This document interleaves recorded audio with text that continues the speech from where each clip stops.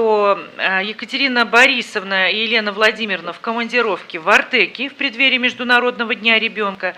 Остальные члены комитета все присутствуют в зале. Правовое управление представляет Сергей Юрьевич Лилюев. Сергей Юрьевич, рады вас приветствовать.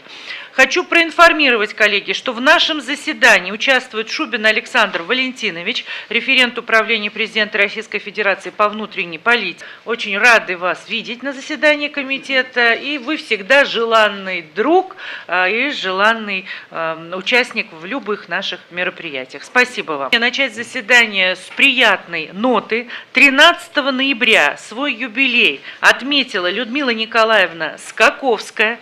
У меня есть поручение председателя Совета Федерации Валентины Ивановны Матвиенко. И позвольте мне по поручению дать медаль Совет Федерации 25 лет Скаковской Людмилы Николаевне. Пожалуйста, Людмила Николаевна.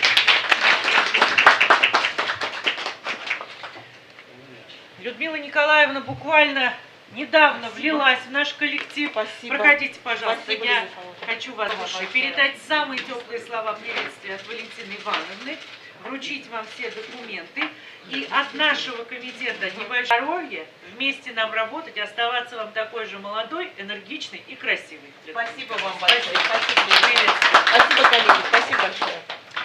Коллеги, было у нас вся прогрессивная общественность 16 ноября поздравляла и отмечала день рождения Виктора Мельхиоровича Крест, гуру нашего комитета. Виктор Мельхиорович, вы губернатор, вы знаток аграрного комплекса и науки, и профессии. Желаем вам здоровья, плодотворной работы совместной, и также от комитета хотим вручить вам памятный подарок.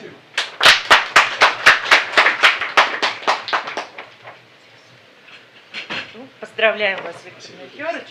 Вы молодец большой. Спасибо. Коллеги, и на этой торжественной ноте переходим к рассмотрению первого вопроса. Сегодня в рамках Дней Республики Ингушетия в Совете Федерации мы обсуждаем актуальные вопросы развития культуры в Республике Ингушетия. Делегацию Республики Ингушетия. Позвольте, коллеги, мне представить делегацию. Сластенин Владимир Владимирович, председатель правительства Республики Ингушетия. Тумгоев Магомед Умарович, председатель Народного собрания Республики Ингушетия. Дзейтов Тимирлан Магомед Гириевич, министр культуры Республики Ингушетия. И он готовится выступить с основным докладом, насколько я понимаю. Хашин, заместитель председателя Народного собрания Республики Ингушетия. Дидигов Ахмед Борисович, депутат Народного собрания. Бокова Эсовна, министр образования и науки Республики Ингушетия. Таркоев Рустам Русланович, заместитель министра культуры Республики. Также с нами Барахоев Мухарбек Айбертович, член Комитета Совета Федерации по социальной политике. Он представляет исполнительный орган государственной власти в Совете Федерации. И мы также рады приветствовать, что доброй традицией стали участие в наших расширенных заседаниях и представители законодателей при Совете Федерации Климатов Адам Магомедович и Пошев Азраиль. Коллеги, давайте поприветствуем такую представительную.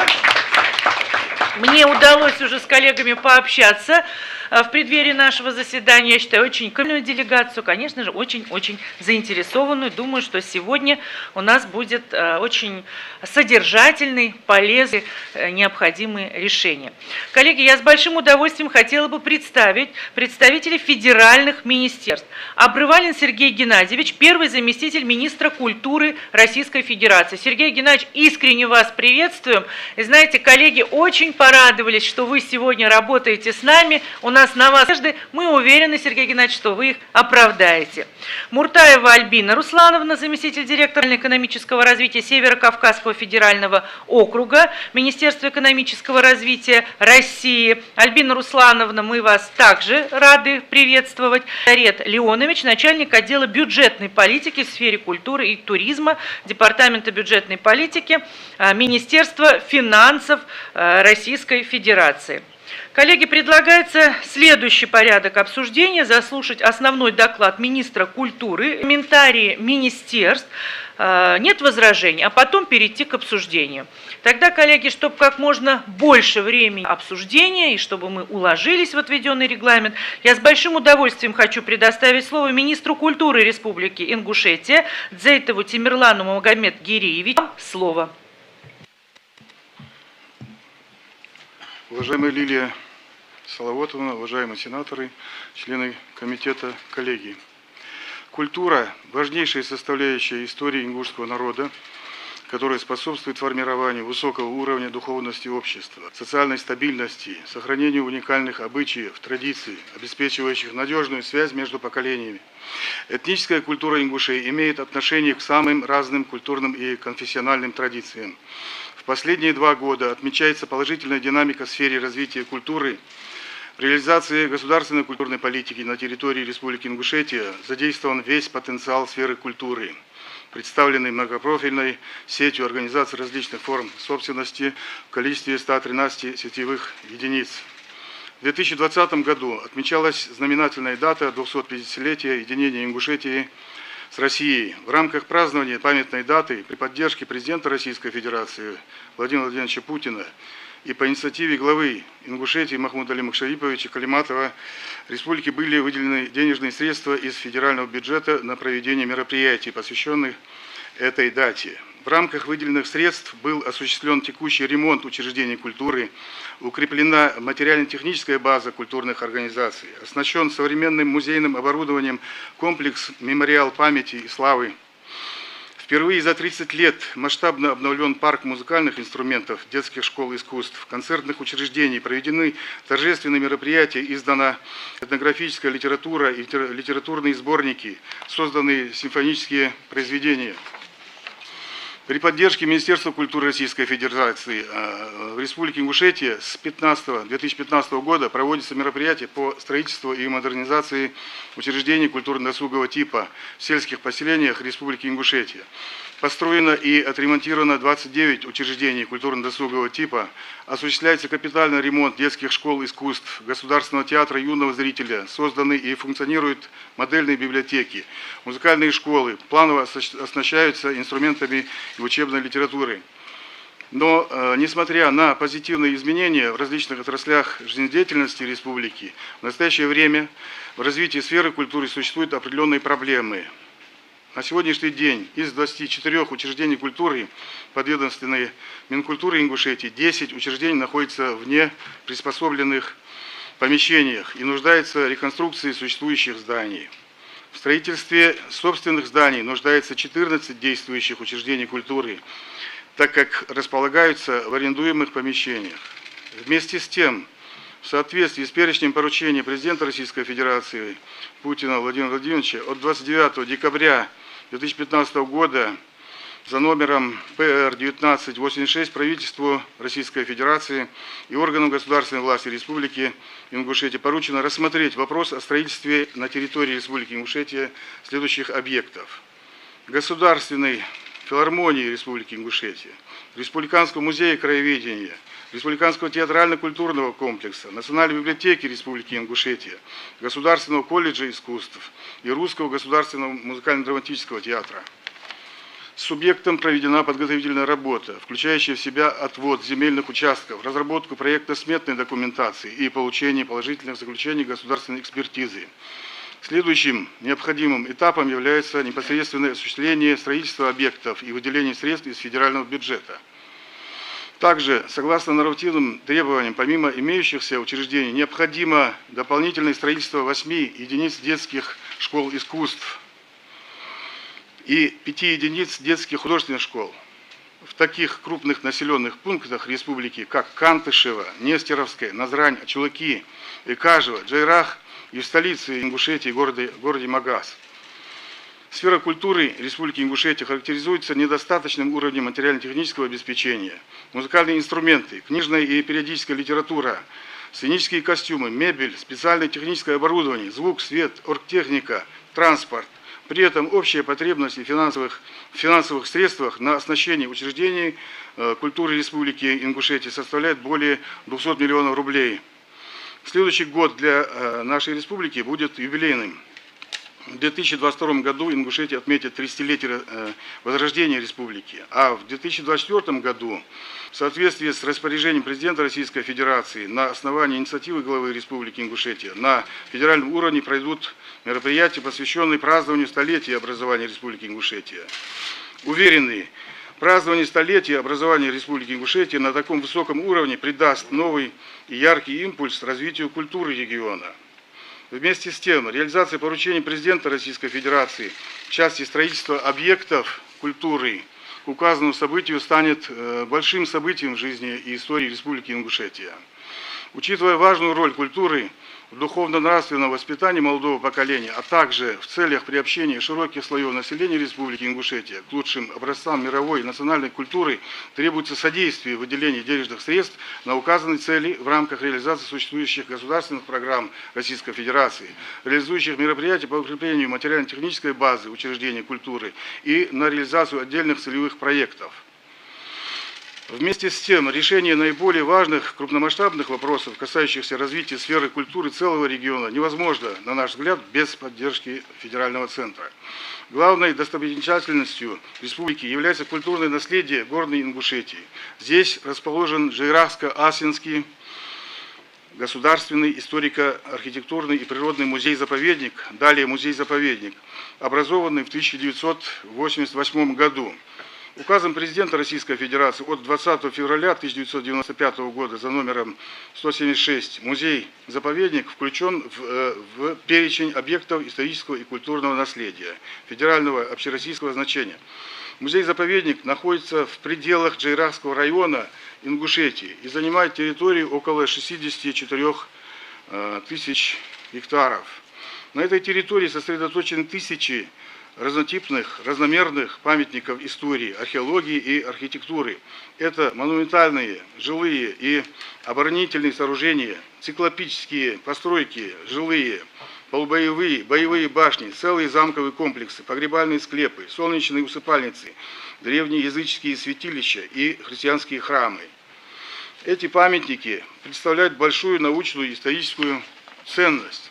Поэтому музей-заповедник включен в российский предварительный список всемирного наследия ЮНЕСКО под названием «Историко-культурный заповедник Джайрах-Аса Республики Ингушетия». На территории музея-заповедника расположено 76 объектов культурного наследия, включенных в единый государственный реестр объектов культурного наследия Российской Федерации, и 2582 вновь выявленных ОКН, в отношении которых предстоит работа для включения в реестр, а именно разработка соответствующей документации и проведение государственной историко-культурной экспертизы. Работа по выявлению ОКН продолжается. Согласно письму Минкультуры России от 21 декабря 2015 года, рабочая группа, сформированная из ведущих экспертов, аттестованных по работе с объектами всемирного наследия, подтвердила целесообразность включения объекта в историко-культурный заповедник Джайрах-Аса в список всемирного наследия ЮНЕСКО. В этом же письме Минкультуры России разъяснила о том, что для решения данного вопроса на первом этапе необходимо следующее. Первое.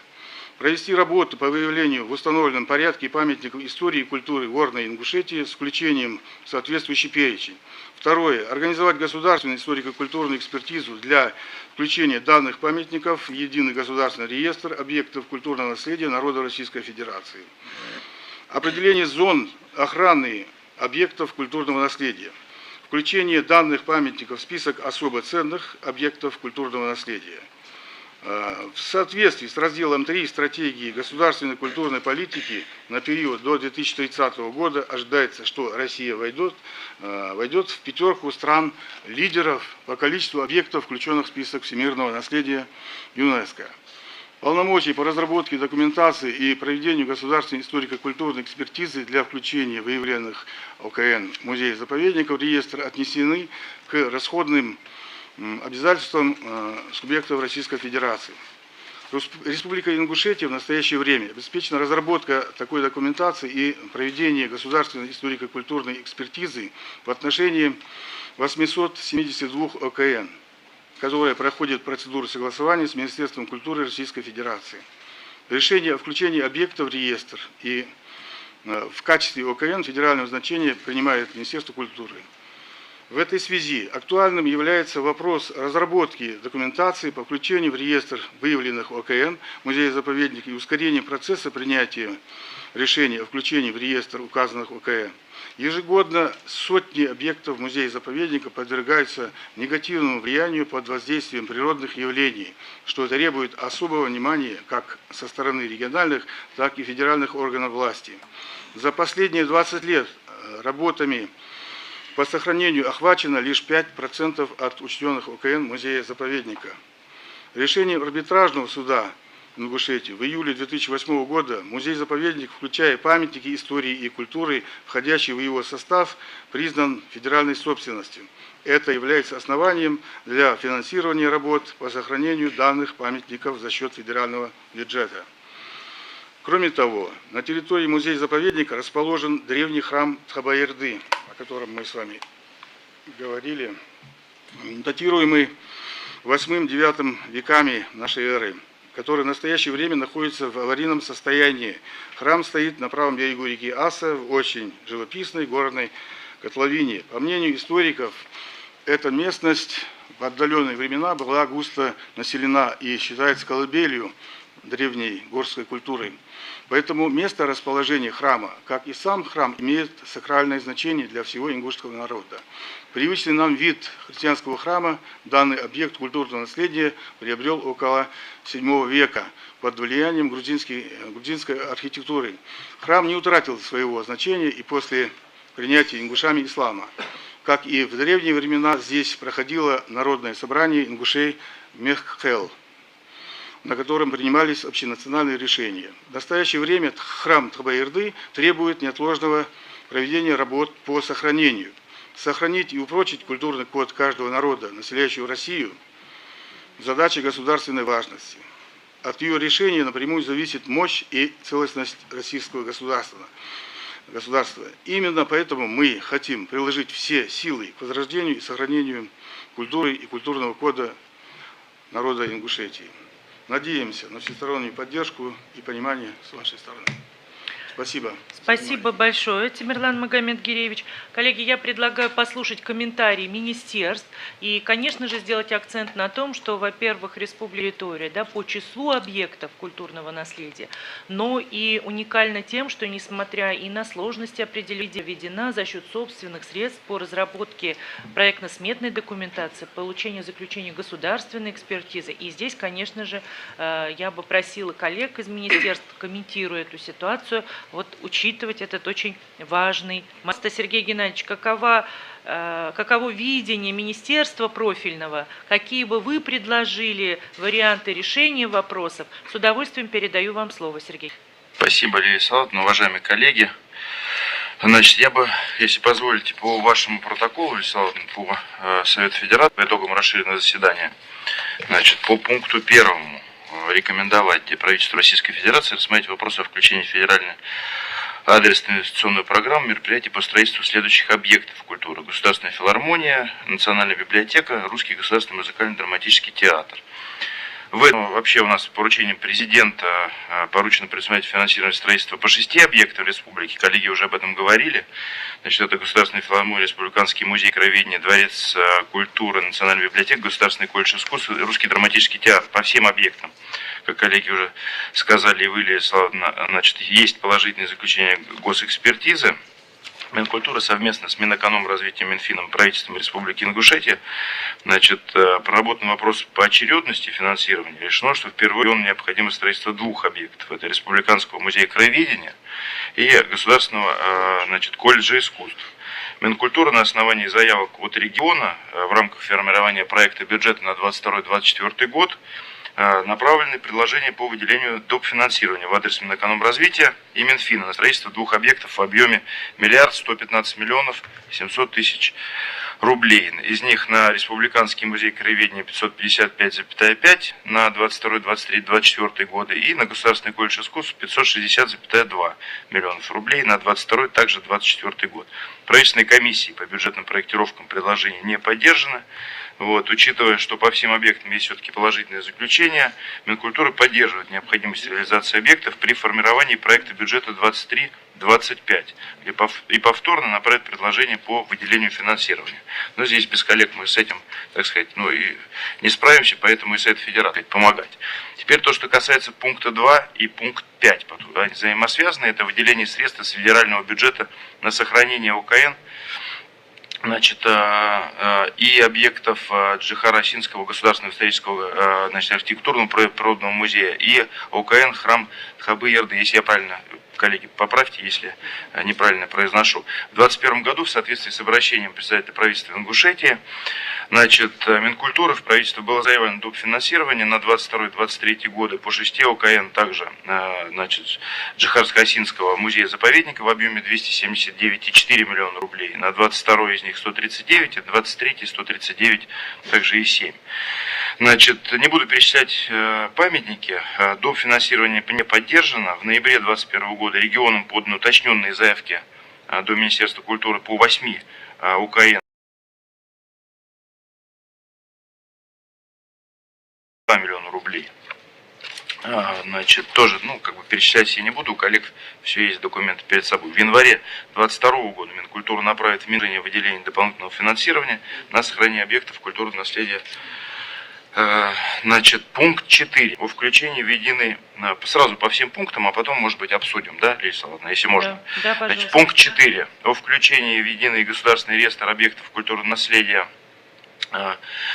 Осинского государственного историко-архитектурного природного музея-заповедника в настоящее время в едином государственном реестре, значит, объектов культурного наследия народов Российской Федерации содержат сведения о 7 объектах культурного наследия, вот, в том числе ансамбли, расположенные на территории музея-заповедника. Также республики, значит, Ингушетия 14.10.2021 в адрес Министерства культуры направлены акты экспертиз в отношении еще 4 комплексов объектов культурного наследия.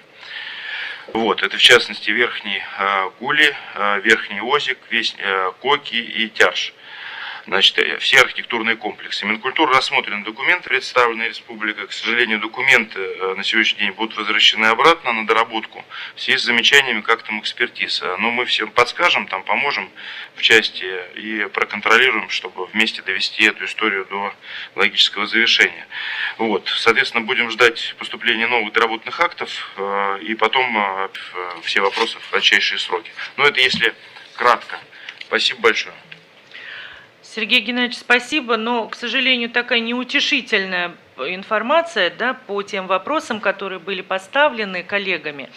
Давайте мы послушаем комментарии экономического, финансового блока, а затем уже все-таки найти те алгоритмы нашего взаимодействия для того, чтобы вопросы были решены, коллеги. Огромная работа проделана субъектом, юбилейные годы. И уходить даже с 2 объектами, которые мы обсуждали на 23-24 год, это все-таки, на наш взгляд, очень долгая и не совсем верная история, с учетом тех событий знаковых, которые состоятся. Вот, коллеги, если позволите, у нас по представителю Министерства финансов произошла замена, и мне подсказывают, что Басиев, заместитель директора департамента бюджетной политики. Марат Казбекович, я думаю, что вот такая замена предвещает нам то, что благими вестями сейчас выступите. Я передам слово вам, а потом слово представителю Министерства экономического развития. Марат Казбекович, пожалуйста, как вы видите, как опытный финансист все-таки, как нам хотя бы по первым 2 объектам, где высокая готовность, без заключений, ведь пока мы так будем деньги выделять, у них ПСД устареет и придется нам выходить на 2-й круг. Марат Казбекович, вам слово. Добрый день, уважаемые коллеги, меня слышно? Слышно. Да, мы внимательно ознакомились с сегодняшними докладами представителей республики. Сергей Геннадьевич все верно отметил. Заявлялись 2 объекта в рамках исполнения поручения президента, но есть определенный порядок формирования бюджета на очередной финансовый год. Законопроект сформирован Минфином, как вы знаете, принят Государственной Думой в первом чтении. Собственно говоря, те объекты, которые были озвучены, 2 объекта, они выносились и на рассмотрение межведомственной комиссии по рассмотрению расходов инвестхарактера, а также на рассмотрение бюджетной комиссии. Но не были поддержаны, естественно, в законопроекте данные ассигнования не предусматриваются. Марат Казбекович, Минфином а вот в силу каких моментов не получили поддержку все-таки эти объекты? В первую очередь в рамках госпрограммы развития культуры. Это послание президента в первую очередь, также отдельные доручения. И в части расходов инвестхарактеров приоритеты отдавались уже переходящим объектам с высокой степенью готовности. Или гипотетическая такая возможность, теоретическая, какие мы должны вместе сделать с коллегами действия, какие принять решения, чтобы в 2022 году появился шанс вернуться к рассмотрению этого вопроса? Мы предлагаем вместе с коллегами из Минкультуры России и Минэкономразвития все-таки как-то рассмотреть вопрос уже в ходе исполнения бюджета в 2022 году. Здесь нам хочется отметить, что на государственную программу культуры заложены ассигнования значительные, которые превышают объемы к предыдущему закону. Условно говоря, там на 2022 год на госпрограмму развития культуры предусматривается 161 миллиард. На 2023 год 168 миллиардов, на 2024 год 176 миллиардов рублей. Отмечается Минфином значительный рост, и все-таки можем еще раз посмотреть в ходе исполнения, за счет складывающего исполнения по данной госпрограмме. Возможно, где-то посмотреть за счет перераспределения ресурсов внутри данной государственной программы. Я сразу скажу просто, если можно. Да, Сергей Геннадьевич. Это невозможно, поскольку эти деньги предусмотрены на нацпроект, соответственно. Это деньги не инвестиционного характера. Это не федеральная адресная инвестиционная программа. То есть в данном случае мы говорим про вот эти 2 объекта, которые Республиканский музей краеведения и Государственный колледж искусств. Да. Это касается исключительно федеральной адресной инвестиционной программы. Это первое. Второе. Министерство культуры не занимается в данном, я имею в виду, что в своей части федеральной адресной инвестиционной программы, как вы знаете, мы передали все, так сказать, наши почти все полномочия, за исключением там 2, наверное, музея Пушкинского и еще там 1 объекта, значит, публично-правовой компании. Да, давайте сейчас мы послушаем.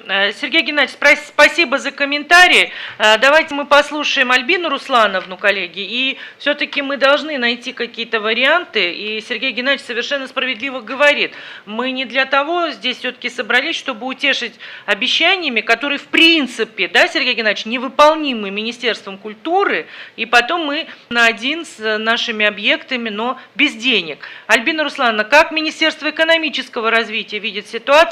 Может быть, вы предложите варианты движения к цели? Добрый день, уважаемые коллеги. Слышно меня? У меня небольшая проблема. Альбина Руслановна, вас не слышно. Пожалуйста, включите микрофон. Добрый день. Да, Слышно? слышим вас, да. Ага. Добрый день, коллеги. Министерство экономического развития, как кураторы социально-экономического развития СКФО, мы подтверждаем на сегодняшний день сохраняющуюся необходимость в строительстве указанных объектов культуры в Республике Ингушетия. Именно почему? Потому что уровень обеспеченности населения республики объектами культуры очень низок. А количество библиотек и музеев, оно вообще самое низкое в СКФО и одно из самых низких в целом по стране.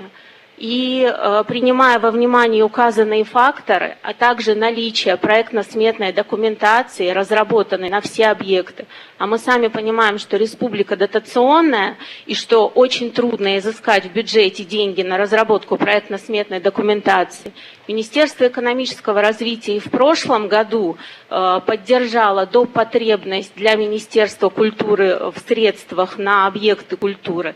И в этом году Минэком также была поддержана доп. Необходимость на 2 объекта культуры. Было проведено совещание совместно с Министерством и правительством Республики Ингушетия, была определена приоритизация. И мы шли в рамках тех договоренностей, которые были на период 22-24 2 объекта культуры, на последующие годы оставшиеся 4 объекта культуры. К сожалению, правкомиссия и в прошлом году, и в этом году наше предложение, наше совместно с Минкультурой предложение отклонило. И, естественно, мы, так как имеется безусловное поручение президента, оно не размыто, оно конкретно по этим объектам. И наличие ПСД мы готовы поддержать любые предложения Минкультуры по перераспределению в следующем году, если они будут, либо уже готовы рассматривать в рамках формирования проекта бюджета на 2023-2025. И также я поддерживаю предложение Сергея Геннадьевича по поводу внесения изменений в проект решения. По первому вопросу прошу определить обязательно сроки реализации, написать, теперь уже 22-25, но имея в виду, что либо будет перераспределение, либо строги сдвинутся по 2 объектам культуры, и указать оставшиеся 4 объекта на последующие годы, начиная с 25-го теоретически. Альбина Руслановна, спасибо огромное, совершенно государственная позиция, видение проблемы. И мы вот сейчас с коллегами видим наше с вами взаимодействие таким образом, что обязательно настоять на включении в итоговый документ по итогам дня субъекта. Будем с Минфином отрабатывать. Марат Казбекович, поскольку вас руководство Министерства финансов направило к нам, проработать с моими коллегами варианты, мы возьмем Да, себе... у нас есть предложение, можно мы еще тогда озвучим одно предложение? Озвучьте, только если оно хорошее, Марат Казбекович. Выслушав позицию Минэкономразвития, понимая, что они поддерживают данные объекты на территории субъекта, нами есть такое предложение тогда. К 1 апреля Минэкономразвития готовится предложение по перераспределению расходов инвестхарактера. По тем объектам, где отсутствует ПСД, детализация, Минэкономразвития ежегодно дает предложение по перераспределению данных ассигнований. Тогда нами дается вопрос за счет перераспределения с иных объектов. Вот, Марат Казбекович, вы тоже открылись с хорошей человеческой, государственной стороны. Видите, как Альбина Руслановна и Сергей Геннадьевич своим примером лучшие качества тоже вас открыли. Сергей Геннадьевич, согласимся, я думаю, что есть смысл нам записать в проекте решения вместе с Министерством финансов, доработаем все формулировки. Сергей Геннадьевич, нет у вас возражений? Я вижу, что по вашей реакции... Поддерживаю Марата Казбековича, абсолютно справедливое предложение в части, опять же, касающихся инвестиционных расходов. Повторяюсь, спасибо огромное. Да. Конечно, поддерживаем. Спасибо.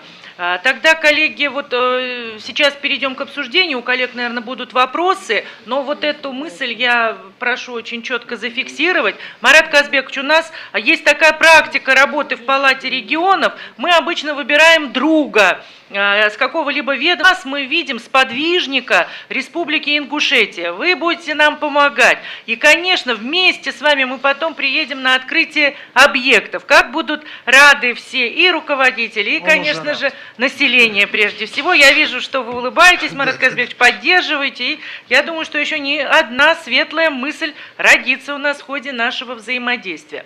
Ну что ж, коллеги, я предлагаю поддержать комментарии профильных ведомств. Это очень важно. Более того, у нас все-таки появляются шансы к 1 апреля. Но попрошу коллег из республики держать руку на пульсе, вовремя подавать документы, сигналы, звонки. Марат Казбекович, я ваши координаты передам руководству Республики Ингушетия, они будут с вами во взаимодействии, я это серьезно говорю. Договорились? Оставайтесь с нами, сейчас мы перейдем к обсуждению. Коллеги, кто хотел бы выступить? Может быть, у кого-то вопросы есть к нашим коллегам? Владимир Андреевич, пожалуйста. Я вот по этому обсуждению хочу сказать о том, что здесь прозвучало о том, что республика имеет самое низкое обеспечение библиотеками, театрами. И здесь нужно искать решение этого вопроса, а не объяснять о том, что порядок закончился там, или еще что-нибудь. Нас для этого сюда вели, чтобы смотрели, проморали этот порядок, значит, нужно вносить какие-то изменения. И я думаю, что вот и культура, вот слушали здесь Сергея Геннадьевича, тоже понимает острую необходимость строительства этих объектов в республике. Поэтому мне кажется, что все-таки надо вот записать, чтобы эти объекты были построены, чтобы не получилось так, что 23-25 год мы сейчас будем принимать бюджет. А потом скажут, а там не было предусмотрено этих средств. Да. И опять дальше уйдет. А нужны конкретные действия, конкретные дела. Предлагаю, значит, записать и контролировать исполнение для того, чтобы эти вопросы были решены. Спасибо. Да, коллеги, есть поручение президента. И не совсем такие страшные суммы. Знаете, вот я не удержусь, Владимир Владимирович, думаю, вы мне разрешите. Расскажу один маленький момент, который мы обсуждали до заседания комитета. Когда вновь назначенный, избранный глава республики предложил, чтобы состоялся концерт в республике, да, известного мастера, обнаружилось, что нет ни одного рояля такого уровня. И вот те деньги, которые были выделены республике, 300 миллионов, они до копейки направили максимально к детям, чтобы появились музыкальные институты в школах искусств, в школах, то есть в сельских клубах. И это был первый глоток свежего воздуха. И когда нам говорят четкую картину, чтобы посетить театральные постановки ведущих мастеров, да, посетить концерты высокого уровня, люди вынуждены ехать в соседние субъекты. Это, конечно же, несправедливо, коллеги, по отношению к населению. Поэтому вот те предложения, которые высказали коллеги, Сергей Геннадьевич прежде всего и Марат Казбекович, давайте мы это все поддержим и 1 апреля обязательно отработаем эти позиции. Владимир Владимирович, вы, пожалуйста, проследите, чтобы с итоговым документом правильная работа была. Выступление завтрашнем руководства республики обязательно это должно найти отражение, прямо акцентируйте на этом внимание, это очень важно. Коллеги, есть вопросы, может быть, у кого-то, да? Пожалуйста. Кто? Петр Николаевич, пожалуйста. Спасибо. Мне дети. Уважаемый Лилия Салатовна, уважаемые коллеги. Уникальной культурой, народной культурой, прежде всего, конечно же, мы прекрасно знаем. Промысл, ремесла, хотел бы уточнить, что делается в этом отношении для поддержания и развития? Потому что это действительно уникальное явление. Это первый вопрос. Второй. Вот мы сейчас обсуждаем строительство культуры. Они, несомненно, конечно же, нужны. А как ведется подготовка кадров? Есть ли такой опыт, как целевой набор для подготовки ведущих в вузах страны творческих, в том числе театральных, например, вот здесь, в Москве? И последний момент, такой вопрос небольшой. Уникальный, опять же, у вас коллектив ансамбля песни и танца «Ингушетия». Ну, страна мало, честно говоря, видит, как, впрочем, и многие другие коллективы, национальные, это, кстати говоря, вот отдельно, может быть, тема разговора. Есть ли поддержка со стороны федерального бюджета, такие коллективы должны поддерживать их гастрольную деятельность, во всяком случае, в этом отношении. И мне кажется, стоит подумать, вот мы говорим о многих миллионах, сотнях миллионов, но здесь речь не о сотнях миллионов, но 10-20 миллионов для таких коллективов – это большое подспорье, и в то же время страна бы обогатилась уникальной культурой этого уникального народа. Спасибо.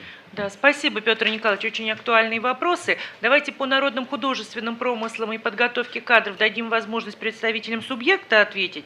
Но я уже вижу, что Сергей Геннадьевич записывает по поводу гастролей. Действительно, такая программа в Министерстве культуры есть. Я думаю, мы вполне можем в наше решение тоже ее, коллеги. По народным художественным промыслам кто ответит? Да. Заместитель министра культуры Республики Ингушетия, курирующий это направление Рустам Туркоев. По первому вопросу по развитию народных промыслов в Республике Ингушетия активно возрождается ковроделие. На экспозиции на втором этаже вы видите предметы, которые у нас есть. Есть государственная программа, которая находится сейчас на рассмотрении в Народном собрании Республики Ингушетия по возрождению народных промыслов.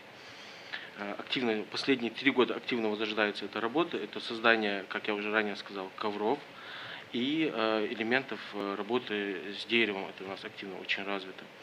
Касательно Государственного ансамбля танца Ингушетия, в этом году совместно с Министерством культуры Российской Федерации нами подготовлены заявки в рамках проекта «Большие гастроли». Я надеюсь, Министерство культуры Российской Федерации при рассмотрении этот проект предложит. Мы будем гастролировать в порядка 6 субъектов России. Государственный ансамбль танца Ингушетия. Завтра, кстати, все мы тоже его будем лицезреть на мероприятии. Поэтому в своей части Министерство культуры Российской Федерации активно нам помогает. К сожалению, страна большая, регионов много, не хватает денежных средств. Но мы ежегодно подаем заявки. Вот последний год активно Минкульт России в этом плане нам помогает, но проблема остается такова, что кадровый дефицит имеется. Люди, имеющие высшее профессиональное образование в сфере культуры, их не так много, многие имеют среднее специальное образование.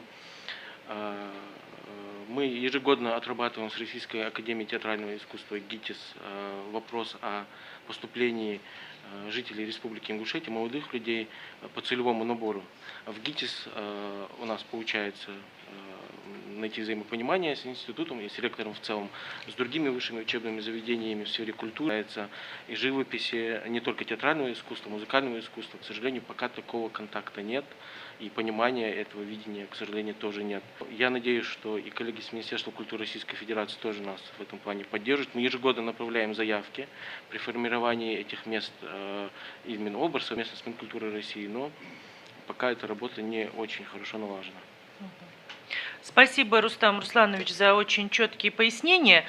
В принципе, то, что касается больших гастролей, молодцы, что участвуете. Но понятно, что субъекта 85, да, и все хотят показать свои творческие коллективы. Но давайте вы свои предложения, если таковые есть, и по кадрам подготовки, и по гастролям большим подготовьте. Галина Тарасовна, я вас попрошу с профильными департаментами Министерства культуры отработать уже, потому что, Сергей Геннадьевич, я вижу, что вы, в принципе, не против. Будете комментировать? Пожалуйста. Да, Сергей Геннадьевич, подключите.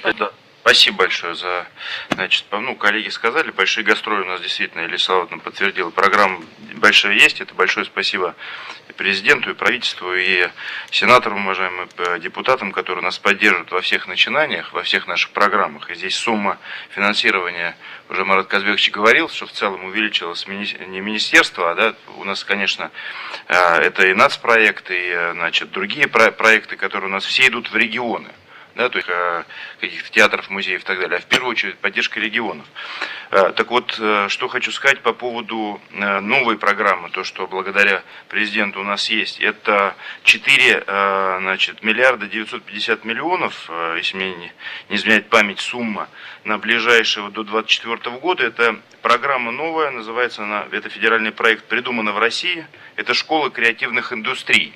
Здесь вот прошу на Ингушетии в данном случае не подавалось на 2022 год. Вот, либо документы там, ну, либо не подавали вообще, но вот среди там только 33 субъекта у нас отобрано. Поэтому прошу подключиться, чтобы на 2023 и 2024 годы в обязательном порядке эти заявки были. Что это такое? Да, это у нас, значит, новый федеральный проект. Это, значит, то есть для того, чтобы у нас, опять же, креативные индустрии, промыслы развивались, у нас от 3 до 6 студий в конкретных там домах культуры или там каких-то наших, значит, культурных центрах предусматривается, значит, оснастить новым оборудованием. Это в том числе и видео, и как, чтобы детишки там могли и, значит, и студия звукозаписи, и студия анимации, и так далее, и так далее, и так далее. Все знают, вот вчера мы это в том числе субсидию обсуждали, значит, в Совете Федерации, вчера же на трехсторонней комиссии, коллеги поддержали, скромные депутаты и сенаторы. Вот, поэтому, коллеги, очень активнее включайтесь, значит, и подавайтесь, чтобы у нас, конечно, все субъекты будут охвачены без исключения, но, так сказать, чем больше будет охвачено, тем лучше. Спасибо, это все, что хотел сказать. Все, что касается больших гастролей, конечно, будем поддерживать Ингушетию, здесь не нуждается. Спасибо. Спасибо большое. Тогда, Сергей Геннадьевич, очень хорошее пояснение. Галина Тарасовна, еще раз возвращаясь к вам, с коллегами из Ингушетии отработать, чтобы и на креативной индустрии заявиться, получить оборудование. Мне кажется, это очень интересная программа. А по большим гастролям дополнительная поддержка, вы услышали, она будет. И, Петр Николаевич, спасибо большое, что акцентировали внимание вот на тех возможностях, которые не требуют миллиардных затрат, но очень-очень культуры, в поддержку творческих коллективов большую роль будут играть. Спасибо. Коллеги, кто еще? Пожалуйста, коллеги. Уважаемая Лилия Салаватовна, действительно рад присутствовать на Комитете по образованию, науке и культуре. Это важнейшее направление нашей жизни, поскольку это человеческий капитал, то, что мы вкладываем и в культуру, и в науку, и в образование. Я, прежде всего, конечно, благодарен за ту большую работу, которая проводится по линии Министерства культуры. И вот я сам из самой отдаленного населенного пункта, где всего 500 человек. Для нас большим событием было несколько лет назад открыли Дом культуры. Я вам скажу, действительно, Лилия Салаватовна, это большая радость для наших детей. Сегодня там всевозможные кружки, дети занимаются, дети уже более всесторонне развиваются. И, конечно, наряду с этими многими достижениями есть серьезные проблемы, о которых мы здесь говорим. И прежде чем вы приступите к голосованию, хотел бы попросить вас поддержать те позиции, которые мы здесь заявляем. И отметил бы, что, например, сохранение объектов культурного значения не только, это не просто строение каменное, это история, это традиция. На них строятся и духовные скрепы нашего общества. И не случайно глава нашей республики Махмуд Алиев Макшарипович в прошлом году подписал указ, и со следующего года мы будем праздновать День Ингушской башни. Поверьте, уважаемые коллеги, с молоком матери впитывается уважение к этим традициям у нашего молодого поколения, у наших детишек. И то, что мы сегодня выходим, наши коллеги из Ингушетии выходят с предложением, с просьбами поддержать те объекты, которые здесь заявлены, и филармония, и Национальная библиотека, и Русский театр.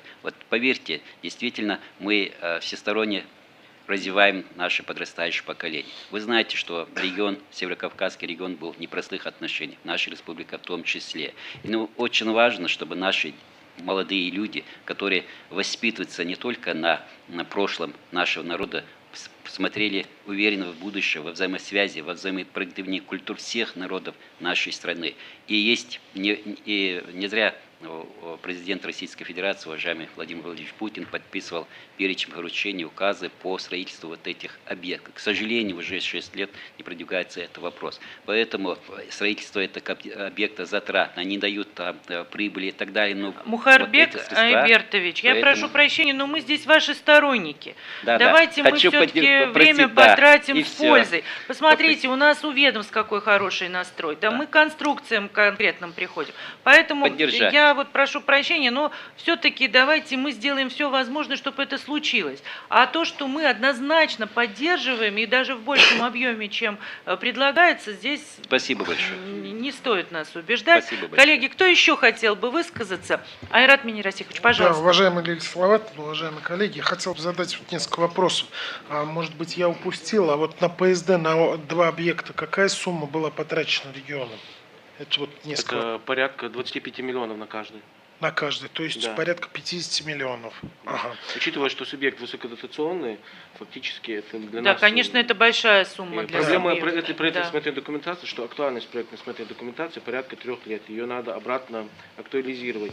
2 объекта, которые были заявлены... Я это знаю, поэтому и уточняю. Скажите, пожалуйста, стоимость объектов какая? Как было озвучено, 600 и 500 миллионов рублей, средняя стоимость. Один 500, чуть более 500, второй объект 600 миллионов рублей. 2 объекта. Мы совместно с правительством Республики Ингушетия, Минкультуры России, Министерством экономического развития определили приоритетность этих объектов с учетом их стоимости и срока актуальности проектно-сметной документации.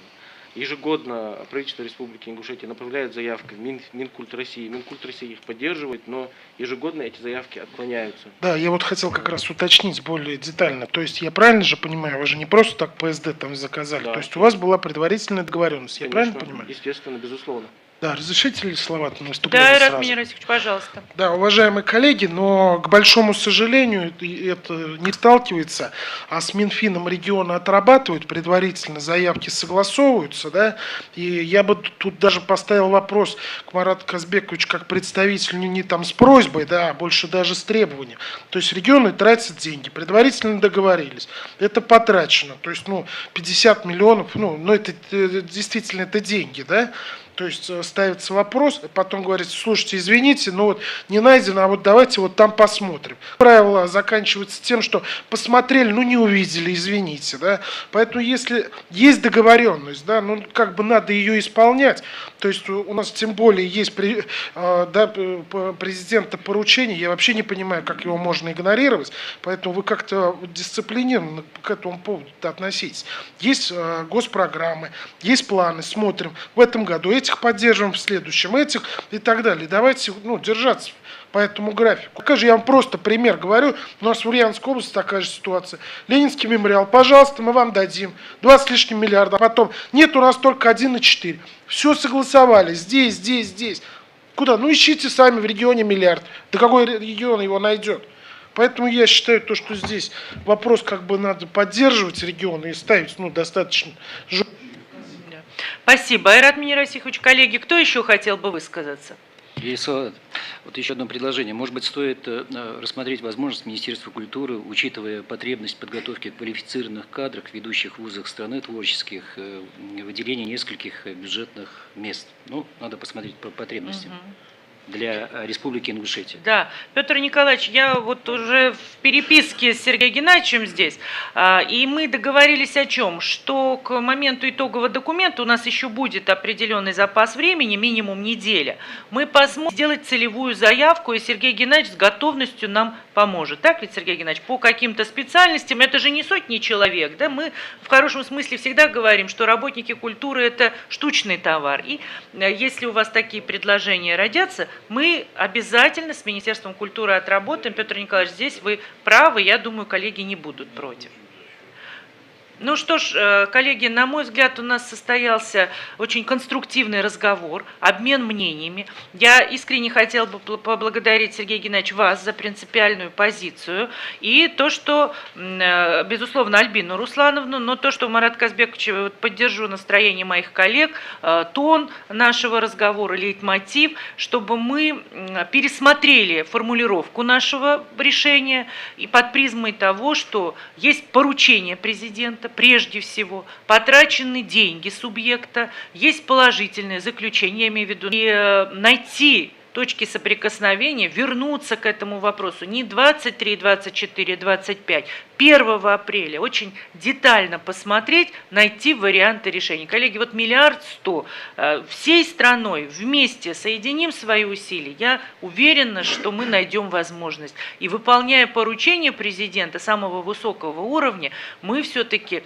хороших, качественных объектов, 2, по крайней мере, республики. Это важно, иначе смысл проведения наших диалогов и дискуссий, он, конечно же, утратится. Коллеги, нет возражений, если мы дополним проект решения теми договоренностями, которые сегодня достигли, согласуем их с коллегами из Республики Ингушетия, обязательно добавим моменты, которые касаются гастролей, подготовки кадров, отработав их предварительно с Министерством культуры, и в таком виде, с учетом этих замечаний, проголосуем за проект решения с учетом его доработки. Марат Казбекович, Альбина Руслан, Сергей Геннадьевич, нет у вас возражений?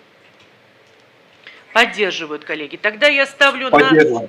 Спасибо, Марат Казбекович. Кто за данное решение, коллеги, прошу проголосовать. Спасибо, коллеги. Кто против? Воздержался? Нету. Спасибо.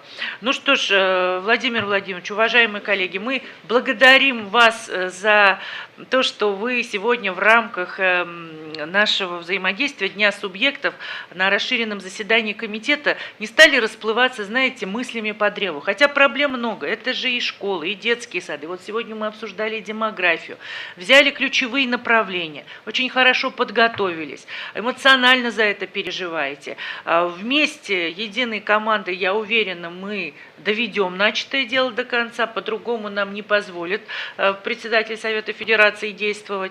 И, конечно же, завтра большая просьба, если такая возможность будет, акцентировать внимание на важных моментах с учетом обсуждения, которое состоялось, пожелать процветания республики, народу, чтобы появлялись школы, детские сады, объекты культуры, чтобы возможность была гастролировать творческим коллективом. И, конечно же, коллеги, это все наши скрепы. На этом держится наша многонациональная Россия. Спасибо вам, коллеги. Мы с добрыми... Если позволите, я бы сказал пару слов. Да, пожалуйста. Уважаемые коллеги, мы действительно... Магомед Умарович, пожалуйста. Да, председатель парламента. Мы действительно почувствовали, что у нас есть наши представители от регионов. Сегодня вот вы прониклись этой проблемой. И нам очень приятно, что и министерство соответствующее, вот присутствуют здесь представители министерств, и сенаторы от регионов, что вы вот с таким пониманием, вот настойчиво вот наши вопросы дальше будете продвигать. Спасибо вам большое от депутатского корпуса регионального. Я бы хотел вас всех поблагодарить. Спасибо вам большое. Спасибо, коллеги. Я думаю, будет правильно, если мы бурными аплодисментами поприветствуем наших коллег и завершим обсуждение первого вопроса. Пожалуйста, коллеги, мы завершили. Спасибо еще раз всем большое. Владимир Владимирович, возглавьте движение по гуманитарным направлениям. Спасибо вам. Коллеги, спасибо большое. И Сергею Геннадьевичу, Марат Казбекович, Альбина Руслановна. Сергей Геннадьевич, с вами мы прощаемся ненадолго. Завтра ждем вас в стенах Совета Федерации. Спасибо, Александр. Спасибо, коллеги. Спасибо. Обсудим после завершения, да? Хорошо будет. Я просто сейчас комитет проведу, и мы обсудим. Да, да. А, ты сейчас хочешь? Спасибо, коллеги. Коллеги, продолжаем работу нашего комитета. Второй и третий вопросы повестки проекта федеральных законов, принятые Государственной Думой в первом чтении, которые мы рассматривали перед первым чтением и поддержали концепции. Сроки по ним у вас есть, сроки поправок, коллеги. Предлагаю принять к сведению информацию, что законопроекты приняты в первом чтении, и поручить ответственным членам комитета продолжить их экспертно-правовое сопровождение. Коллеги, нет у вас возражений, чтобы сейчас нам не возвращаться к повторному обсуждению? Спасибо, коллеги. Вопрос номер федерального закона о присоединении Российской Федерации к Женевскому акту Лиссабонского соглашения о наименованиях мест происхождения товаров и зданиях. Коллеги, позвольте мне коротко доложить этот вопрос. Законопроект внесен правительством Российской Федерации в соответствии с поручением председателя правительства Российской Федерации членами Совета Палаты 24 февраля этого года. Я, коллеги, думаю, не буду, что документ готовился совместно с правительством в стенах Совета Федерации в рамках деятельности Совета по вопросам интеллектуальной собственности. Хочу напомнить, что еще в 2017 году Валентина Ивановна Матвиенко дала поручение регистрировать хотя бы по одному региональному бренду, то есть работу по выявлению традиционных товаров, их дальнейшей регистрации в качестве происхождения товаров. И если, коллеги, с 2017 года было зарегистрировано 169 региональных брендов и года после поручения Валентины Ивановны, сейчас их 273. Но когда мы их регистрировали, мы пришли к пониманию, законодательство нужно совершенствовать, дополнили наше законодательство новым объектом интеллектуальных прав, географические указания, чем существенно расширить, регистрировать свои традиционные товары.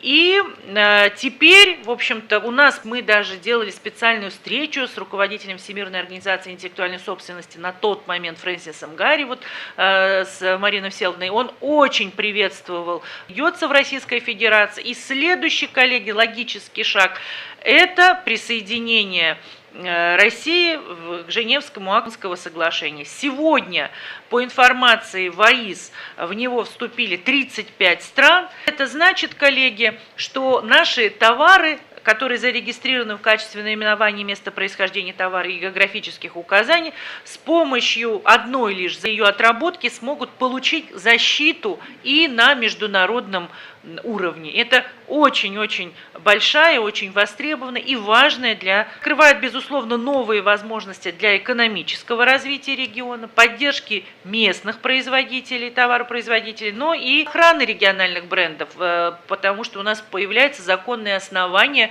защитить нас от контрафакта. И мировая, в общем-то, статистика говорит нам о том, что когда товар зарегистрирован как НМПТ или ГУ, существенно появилась стоимость, эти товары пользуются огромной популярностью, и, конечно же, для регионов это пополнение в бюджет региона. Коротко рассказала, но очень важное такое направление, и причем это вот в системе мер именно, когда шаг за шагом мы продвигаем развитие интеллектуальной собственности в целом в стране. Прошу поддержать концепцию законопроекта, коллеги. Нет возражений? Вопросов, может быть, замечаний? Ставлю на голосование. Кто за данный проект, прошу проголосовать, коллеги. Кто против, воздержавшихся нет. Благодарю вас. О проекте федерального закона о внесении изменений в федеральный закон о государственной поддержке кинематографии Российской Федерации, финансирование производства и проката отдельных категорий фильмов. Коллеги, закон инициирован правительством Российской Федерации. Доклад по вопросу Петр Николаевич Тултаев. Петр Николаевич, прошу вас взять слово. Пожалуйста. Уважаемая Лилия Салаватовна, уважаемые коллеги, законопроект 2001 года правительством Российской Федерации разработан в исполнении перечня поручений президента Российской Федерации. Действующим законодательством предусмотрено, что производство национального фильма, как правило, не может превышать 70% сметной стоимости его производства. В то же время не все фильмы могут получать прибыль от последующей реализации прав на фильм. Это возможность привлечения внебюджетного финансирования на их создание. Законопроектом предусматривается возможность полного государственного финансирования производства и проката фильмов. Художественные, игровые, документальные, неигровые и анимационные фильмы, являющиеся дебютными фильмами, создаваемыми режиссерами, реализующих основные образовательные программы высшего образования в области кинематографии по специальности режиссура кино и телевидения, по творческому режиссурных искусств по видам, в течение 5 лет после получения ими высшего образования.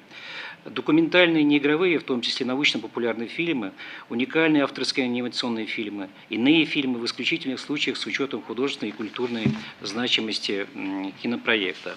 Указанное определение вводится и в понятийный аппарат федеральным законом. То есть законопроект подразумевает возможность стопроцентной поддержки дебютных работ российских режиссеров. Могут рассчитывать документальные фильмы, уникальные авторские анимационные фильмы и работы, обладающие особой культурной значимостью. Поддержку в размере 100% сметной стоимости проката получат режиссеры, выпускники вузов, которые сняли дебютный фильм в течение 5 лет после получения ими высшего образования. Инициатива призвана увеличить количество работ дебютантов, дать документалистам возможность освещать больше социальных проблем и тем, а также расширить художественное разнообразие. Согласно финансово-экономическому обоснованию, реализация вводимых законопроектом норм будет осуществляться в пределах бюджета Министерства культуры России. Предлагается поддержать концепцию законопроекта указанного. Спасибо большое, Петр Николаевич. Коллеги, у кого будут вопросы к Петру Николаевичу? Может быть, есть желающие выступить? Римма Федоровна, вы хотите выступить? Пожалуйста. Да, если позволите. Да, Спасибо, пожалуйста. Лилия Салаватовна. Я не услышала про игровое детское. Мы уже как-то вот говорили про эту тему, вот особенно когда мы посмотрели премьеру фильма «Таганок», это был, наверное, единственный фильм за все постсоветское время, именно детский игровой фильм, который просто необходим. Карена Шахназарова, он тоже публично ее озвучивал, о том, что у нас сейчас просто совершенно нет индустрии детского игрового кино. Вот анимационное – это совершенно другая история. А вот то детское игровое кино, которое не граждан нашей прекрасной Родины, оно сейчас отсутствует.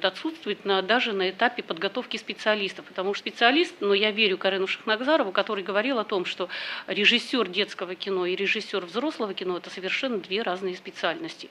Поэтому давайте мы все-таки, наверное, я предлагаю все-таки вернуться к рассмотрению этого вопроса и, может быть, понятно, что может быть, в рамках весенней сессии все-таки рассмотреть нам этот вопрос. Ну, Римма Федоровна, я на обсуждении. Римма Федоровна, не нужно оправдываться, совершенно в точку, что называется, в десятку. Я бы что предложила, Римма Федоровна, давайте мы вместе подумаем, у нас в декабре должно, надеюсь, все пойти по плану, состоится президентский совет. Валентина Ивановна, по поручению мы готовим индустрию детских товаров, и, конечно, мы понимаем, что детское игровое кино, анимационная продукция, это тоже все индустрия. Может быть, нам есть смысл, я являюсь ответственным секретарем совета, подумать, кого пригласить из экспертов высокого уровня тему. Вот единственное, Таганок, вы говорили, и есть еще, коллеги, удивительный фильм «Сестренка». Кто вот не смотрел, посмотрите, пожалуйста, слезы на глазах.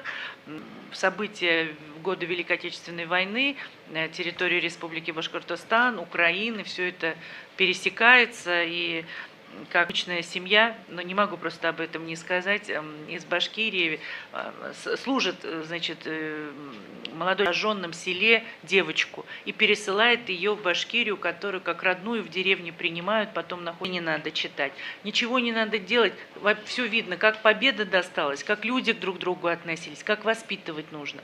Римма Федоровна, мы вас поддержим. Нет возражений? Да нет. Если бы вы вместе с Риммой Федоровной объединились, эксперта поискали, Давайте. Да, может, Обсудим. мы подумаем, хотя как здесь это есть можно. в фильмах и детское игровое кино тоже к этой категории относится. А? Надо выделять отдельную категорию. Хорошо, давайте посмотрим, давайте обсудим вместе. Да, правильное замечание, Римма Федоровна, спасибо. Коллеги, нет больше вопросов? Ну, хорошая инициатива, на мой взгляд, коллеги. Поступило предложение докладчика поддержать. Кто за, прошу проголосовать, коллеги. Кто против? Воздержавшихся нет. Благодарю, коллеги.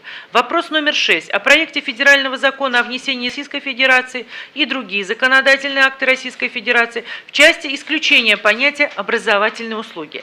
Законопроект Государственной Думы Смолиным, Айрат Минирасихович Гибаддинов, докладчик по данному вопросу. Айрат Минирасихович, спасибо вам, что вы так оперативно включились в работу. Я знаю, что Виктор Мельхиорович Крест также готовились, но я думаю, сейчас молодым дадим и приступим к обсуждению. Пожалуйста, Айрат Минирасихович.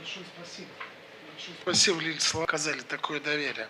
Но я, наверное, своими словами вкратце доложу, да, по данному законопроекту. Действительно, вот этот вопрос, помимо того, что это в общественности педагогической уже неоднократно этот вопрос поднимался, да, то, что, ну, не скажем, что в грубой форме, да, но в такой сомнительной, да, некорректной. Поэтому здесь вот предлагается как раз и заменить то, что вот услугу на образовательные услуги в сфере образования. То есть, ну, я считаю, что действительно данную концепцию надо поддержать коллег товарища Зюганова, товарища Мельникова и Смолина. И также вот в проекте отзыва, конечно, тут вот указано, что по бюджетной системе, то, что нет по расходам, нет информации. Но я полагаю, что пользование вот этими методическими, научными и иными услугами в сфере образовательной деятельности и так далее, если данный законопроект будет принят, в принципе, он может и не повлечь, в принципе, финансов. Вот, думаю, предлагаю дополнительно вот этот вот момент обсудить. А что касаемо по формулировкам, да, вот этот термин оказание услуг и оказание государственных муниципальных услуг заменить термин осуществление государственных гарантий. Здесь вот нам специалисты, ну, я думаю, здесь необходимо протокольно, может быть, зафиксируем, что мы с юридией уже в этом контексте уже отзыв направим. Вот такое предложение. Да, на мой взгляд, разумное предложение, Айрат Минирасихович, позволю себе сказать, что дискуссия действительно идет давно, поручение президента есть, коллеги предложили, отработали, а с точки зрения юридических конструкций, коллеги, я думаю, вполне можно доработать, главное, чтобы не выплеснуть саму идею. Вот поддержать с учетом тех замечаний, которые есть, но они не принципиального характера, они касаются, вы считаете, будут ли у вас дополнения? Пожалуйста. Ну, немножко дополнения здесь обозначено. Я должен сказать, что когда мы принимали закон об образовании, это в декабре 2012 года, да. И тогда уже было понятно, что эта формулировка, мы сосредоточили тогда свои усилия на более сущностных, что ли, моментах. Полагаю, что сейчас настало время и это откорректировать, но в замечаниях, конечно же, надо вот по бюджету и в целом финансовое, у нас же есть положение, любой законопроект, к нему должна быть объяснительная записка, и расчетов здесь нет, поэтому это надо исправить и привести не только вот закон об образовании, но и в бюджетном, в налоговом, там в других, там везде фигурирует вот эта формулировка образования. Вот это надо тоже все учесть, ну а так, безусловно, вот с учетом замечаний, может быть, еще какие-то будут замечания, согласиться и принять, поддержать. Спасибо, Виктор Мельхиорович. Коллеги, есть еще желающие выступить? Ну, на мой взгляд, ни у кого не вызывает сомнений, здесь много педагогов, да и просто мы же встречаемся с нашими избирателями, с населением, сама идея назрела и перезрела. Коллеги, с учетом состоявшегося обсуждения поступило предложение поддержать с учетом замечаний. Нет возражений, коллеги? Тогда я ставлю «за», кто против. Воздержавшихся нет. Спасибо большое. Тогда, Айрат Миронирасикович, со свойственной вам напористостью, в контакт с нашими юридическими службами вступить и сделать все возможное, чтобы закон стал настоящим законом, и уже мы его окончательно. Вопрос номер 7. О проекте федерального закона о внесении изменений в статью 71 федерального закона в части боевых действий, погибших в ходе боевых действий или умерших вследствие увечья, право на прием на обучение в вузы в пределах установленной квоты. Законопроект разработан депутатами Государственной Думы, коллегами Картополовым, Красовым, Людмила Николаевна Скаковская. Людмила Николаевна, пожалуйста, вам слово.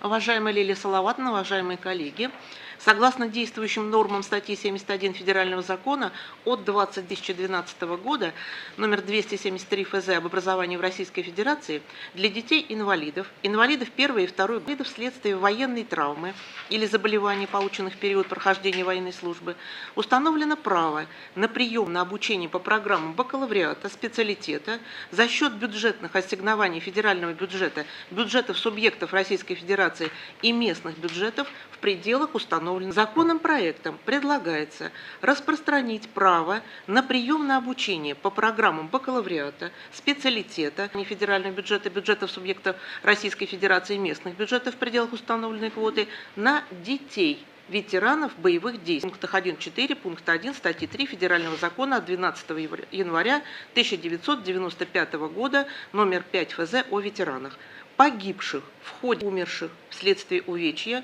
ранения, травмы, контузии, либо заболеваний, полученных ими в ходе боевых действий. Предлагаемый законопроектом нормы направлены на социальную защиту детей-ветеранов боевых действий и реализацию законопроекта бюджетных ассигнований, так как законопроект не предполагает увеличение квоты от общего числа на особую категорию лиц. Данный закон получил положительное заключение правительства Российской Федерации. Тем не менее, правительство предлагает в части 5, кроме детей-ветеранов, указать на детей и лиц, погибших при выполнении заданий в ходе контртеррористических операций, что сейчас очень актуально, так как в Федеральном законе о противодействии терроризму указано, что и в антитеррористических операциях, кроме военнослужащих, участвуют и другие лица. Проектом решения предлагается поддержать законопроекта. От себя добавлю, что это очень актуально, и чем раньше мы примем это решение, тем лучше будет для тех детей, которые остаются без попечения родителей. Спасибо большое, Людмила Николаевна, за такой содержательный доклад. Коллеги, тема важная очень. Может быть, есть вопросы к Людмиле Николаевне? Кто-то хочет выступить? Ну, все понятно, коллеги. Поступило предложение поддержать. Кто за данное предложение, прошу проголосовать, коллеги. Спасибо. Кто против? Воздержавшихся нет. Спасибо. Продолжаем работу. Вопрос номер 8. О проекте федерального закона о внесении изменений в статью 20 федерального наследия, памятниках истории и культуры народов Российской Федерации в части уточнения сведенного реестра объектов культурного наследия народов Российской Федерации. Коллеги, законопроект внесен законодательным собранием Ростовской области. Наталья Владимировна Косихина, докладчик по данному вопросу. Пожалуйста, Наталья. Да, спасибо, Лилия Салаватовна. Уважаемые коллеги, цель законопроекта – это разрешить правовую коллизию, и в своих регионах мы часто с этим сталкиваемся с вами. Наши объекты культурного наследия по ошибке повторно включаются в единый государственный реестр объектов культурного наследия, памятников истории и культуры народа России. И как мы понимаем, в соответствии с федеральным законом о объектах культурного культурного наследия народов российского допускается лишь в случаях и к ним относящихся. Первое – это включение объектов культурного наследия в реестр. Второе – культурного назначения. Третье – внесение новых данных об объектах культурного наследия по результатам их мониторинга. И заключение наследия из реестра. Вместе с тем, как отмечает автор законопроекта, на практике нередко встречается ситуация, когда в результате допущенных административных ошибок об одних и тех же объектах культурного наследия. Это нарушает статистику по количеству зарегистрированных объектов культурного наследия. И в связи с этим законопроектом предлагается предусмотреть механизм исправления содержащихся в реестре ошибок, повлекших повторный учет объектов культурного наследия в реестре. Также полномочиями по установлению порядка и внесению в реестр таких изменений предлагается наделить Министерство культуры Российской Федерации, изменений, представленных органами охраны объектов культурного наследия сведений и ранее выданных документов, подтверждающих включение конкретного объекта культурного наследия в реестр. Но вместе с тем, как вот мы замечаем, увидели в тех документах, над которыми мы работали, что в справке правового управления аппарата Совета Федерации следует конкретизировать, какие именно уполномоченные органы публичной власти, федеральные, региональные, органы местного значения в области охраны объектов культурного наследия будут предоставлять указанные сведения. Федерации по федеральному устройству, региональной политике, местному самоуправлению и делам Севера, а также у правового управления аппарата Совета Федерации концептуального характера нет. И предлагается поддержать концепцию данного законопроекта. Спасибо, Наталья Владимировна. Очень обстоятельный доклад. Коллеги, есть ли вопросы к Наталье Владимировне? Замечания? Да, у меня небольшой вопрос. Пожалуйста. Я так понимаю, не только повторно, но и где-то поошибочно, да, если внесли в этот реестр, это предусматривает закон? Здесь именно повторно говорится. Повторно, да? Бывает, вот регион работает, это очень большая работа, большой объем документов необходимо собрать. Все, из реестра, как бы мы понимаем, исключили, получаем документ, начинаем работу, а он повторно выявляется по номеру. Но он не предусматривает, значит, снятие, облегчение вот этой процедуры? Ну нет. Нет, интересный случай бывает, я не знаю, да, где там в бане или где написали, да это культурное наследие, там купец жил. Потом выясняешь, купец там мимо проехал и снять до сих пор не могут. Это очень, очень сложно. Да, вот здесь поддержу Айрат Мирасихович, что называется, не бровь, а в глаз. Вот буквально завтра будем мы обсуждать части, как раз касающихся объектов культурного наследия. Вопросов много. А потом ведь коллеги-субъекты на местах мучаются. С одной стороны, вот у нас должна быть такая правовая конструкция в идеале, и будем вместе продолжать эту работу, чтобы и не навредить, и уникальность сохранить, да, вот эту кладезь, скрепа наша. Но с другой стороны, не связать регионы по рукам, ногам. Иногда, вот мы обсуждали на Ярославском форуме, уже предмета охраны не осталось, да, ну там лестница была, расценки другие, нужны спецбригады и так далее. А где-то, допустим, ну маленькие ставни расписные только являются объектом охраны, а мы весь объект. То есть, конечно, здесь, Наталья Владимировна, я уверена, это, наверное, такой вот первый шаг должен быть в системе мер, когда мы к этому должны четко подойти и чутко подойти одновременно. Коллеги, тема важная. Виктор Мельхиорович, что-то вы хотели добавить? Ну, я просто, наверное, действительно уже настало время вернуться вновь и посмотреть, вот какие критерии по оценкам.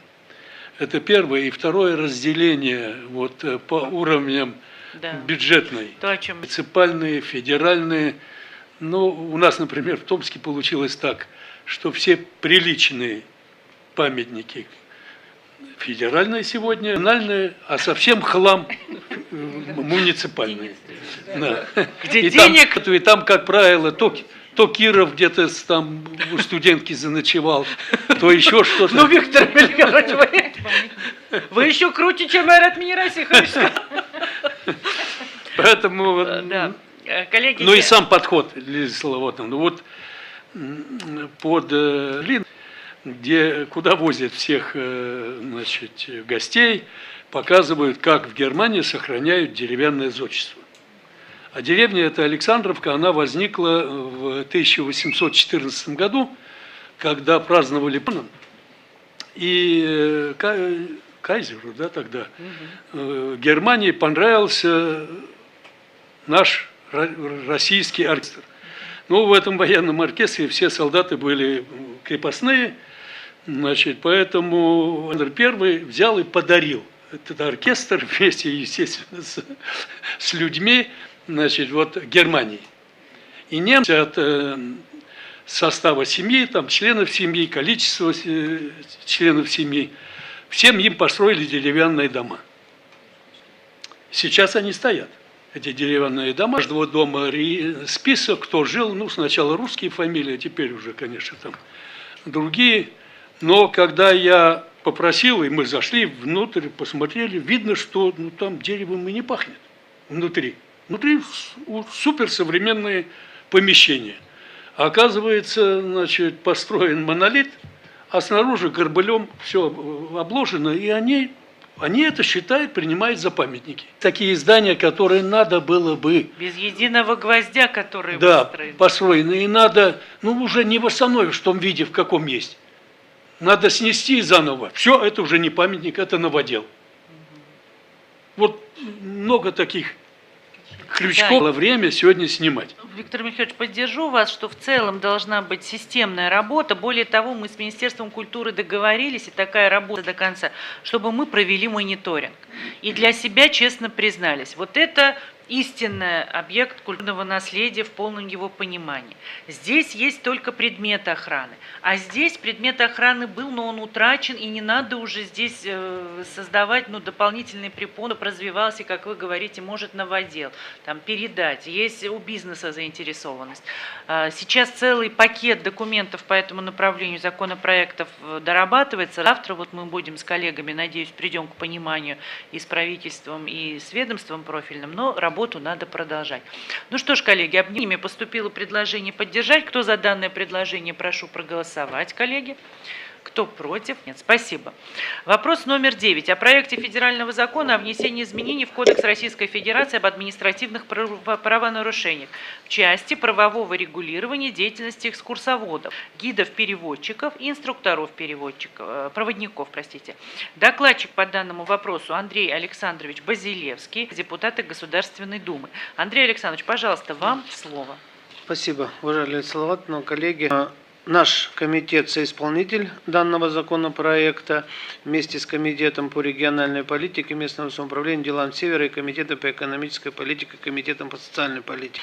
Напомню, что с июля 2022 года, согласно принятому закону апрельскому, вносятся изменения в 93-й закон, по которому с 2022 года, с июля, все экскурсоводы, гиды, переводят аттестацию для того, чтобы у нас были высокопрофессиональные люди, которые работают туристами, они должны знать, иметь глубокие знания региона, его исторических и культурных особенностей.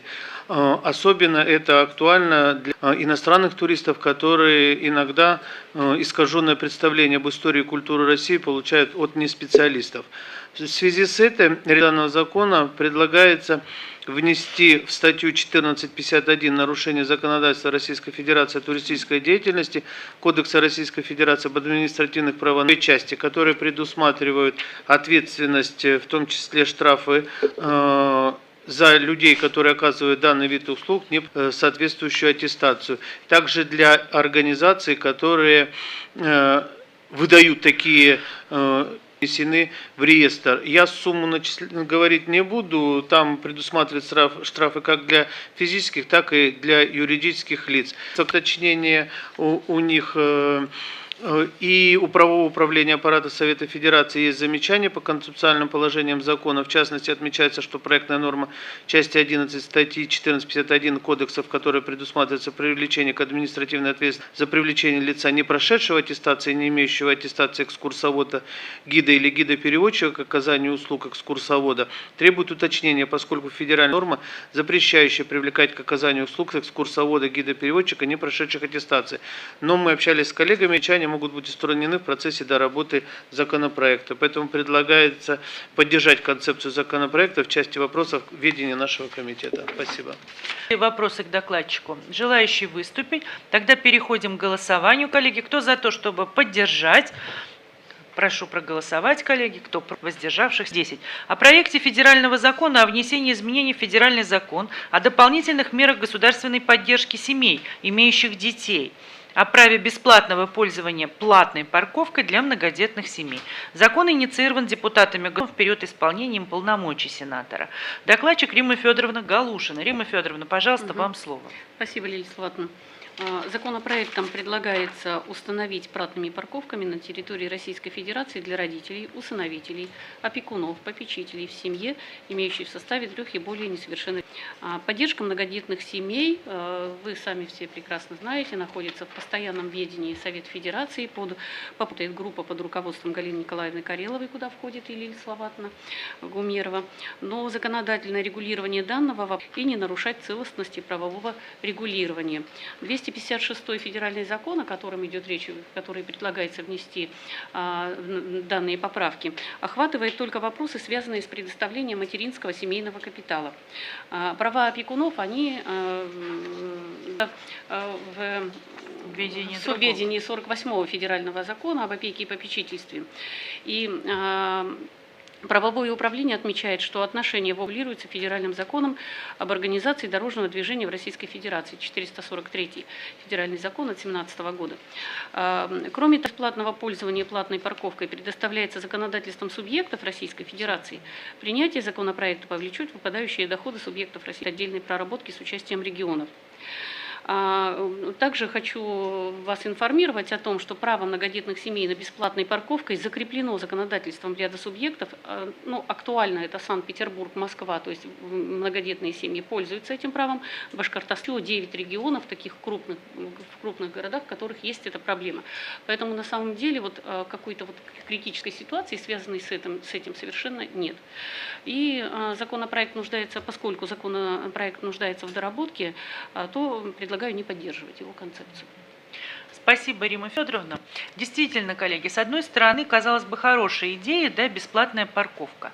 Но мы уже договорились и четко за этим следит, как Палата регионов, чтобы дополнительные выпадающие решения, которые влекут выпадающие расходы, или наоборот на субъекты, вернее доходы, или наоборот на субъекты, принимать без согласования с субъектами. И мне видится, что очень правильным, чтобы на уровне субъектов местные законодательные вообще, то, как правило, они в субъектах поддерживаются. Поэтому на федеральный уровень и субъектам диктовать, как им себя вести, наверное, смысла в этом пока нет. Коллеги, поступило предложение не поддерживать проект. Кто за данное предложение, прошу проголосовать, коллеги. Кто против, воздержавшихся? Вы зафиксируйте, пожалуйста, да, прошу прощения. Прошу зафиксировать, что есть те, кто... Ирина Андреевна, так ведь? Да. Да, но мы, все, корпоративная культура есть. Но я думаю, что вы, Ирина Андреевна, согласитесь с доводами, что все-таки тут есть смысл доработать. Статистику по субъектам собрали, и благодаря этому вы нас, в общем-то, убедили, что там, где это актуально, такие решения приняты. Спасибо. Ну что ж, коллеги, заключительный наш вопрос. О предложениях комитета в план мероприятий Совета Федерации на весеннюю сессию. Коллеги, в электронном виде вам представлен свод предложений по мероприятиям весенней сессии 2022 года. Многие коллеги активно участвовали в формировании плана. Я заранее, коллеги, хотела бы пояснить, что вот, допустим, если по одной и той же теме, ну, предложения, мы не можем два круглых теме. Целый ряд предложений касался выездных совещаний. Конечно, каждый сенатор хочет в свой субъект пригласить, но, ну, как скажем, очередность, квота, да, чтобы не получилось, что мы вот все 6 месяцев все время в разъездах и работать разве что.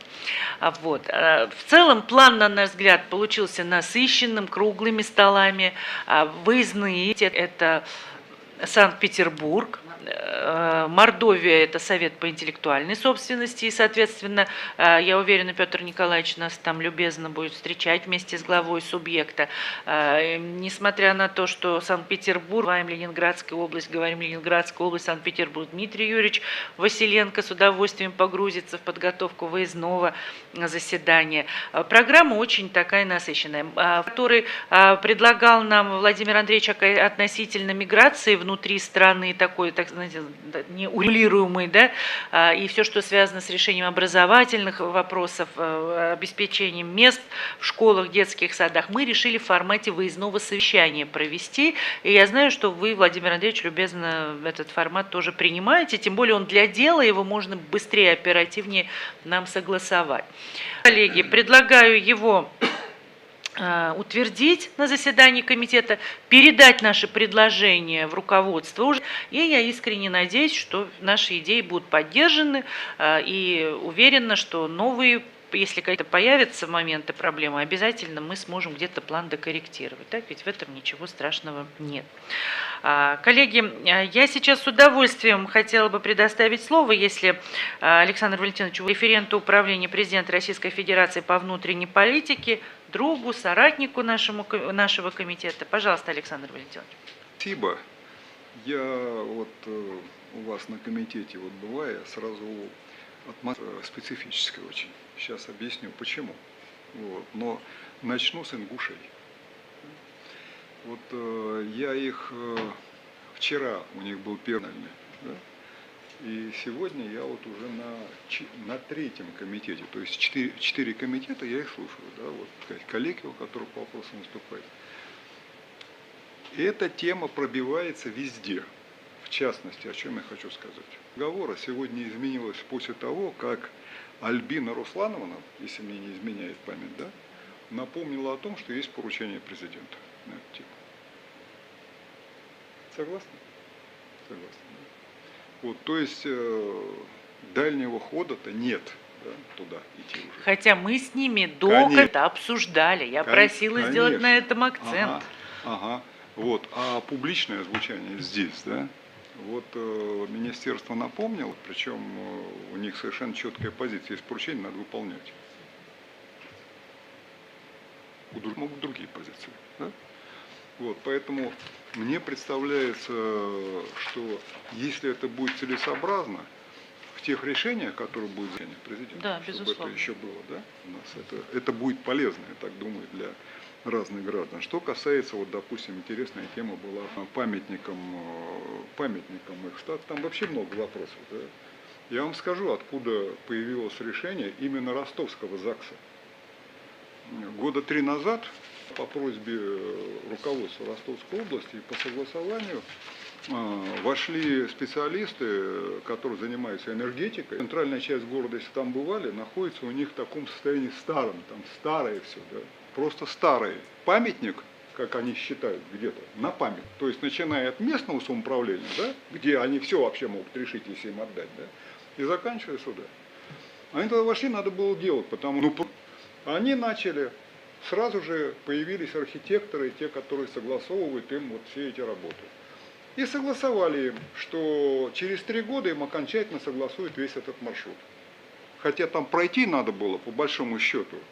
Понятно, о чем идет речь, да? После этого тема возникла, да, они поняли, что это такое. Ну, это все достаточно быстро. Вот появился закон, который несли они на своей шкуре. Серьезно, и с памятниками серьезно. Лидия Слава, вы правильно внимание-то обратили на это дело. И правильно сенаторы эту тему озвучили, поддерживали. Просто это специфическое. Вот вы говорите, да, вот штучные работники культуры, штучные, да, а работники науки не штучные, работники. У вас такая, понимаете, у вас такая специфика, что у вас каждый человек штучный. Но существует этими вопросами хотят заниматься все. Да, все специалисты рассказывают об этом, начиная блогеры-то, да, вот, здесь что, да, так. Эти так, в образовании надо делать так, в культуре надо делать так, в этом делать надо так, в этом надо делать так. Эти все мнения, что вами учитываться, ну, безусловно, вы их все учитываете, да, в своих регионах, но вы-то несете ответственность за это. Я почему бережно отношусь, потому что вот в этой среде, которая хочет этим всем заниматься, да, столько мнений, если нас могут, если их все, да, за ними не следить, они могут завести туда, откуда мы не вылезем потом. Первое образование, потом это пошло. Я хотел бы вас поблагодарить очень за то, что вы занимаете позицию зачастую принципиальную, и позицию, которая во внешней среде держивается, начинается вокруг этого возня, крики всякие, да, вот, доходящие до оскорблений. но вы имеете позицию, вы ее поддержите, вы видите своим кругозором, и я очень на то, какие последствия через несколько лет будут иметь те решения, которые мы принимаем. Я вас заверяю в том, что по-прежнему мы с вами работаем. Вот. Вы можете рассчитывать на то, что мы слушаем, смотрим и вместе уже тогда к чему-то приходим. Без всяких таких вот вещей. Ну, пока и без. Да. Вот. Спасибо вам большое. Спасибо за предоставленную возможность. У вас время. Вот. С большим удовольствием. Вот.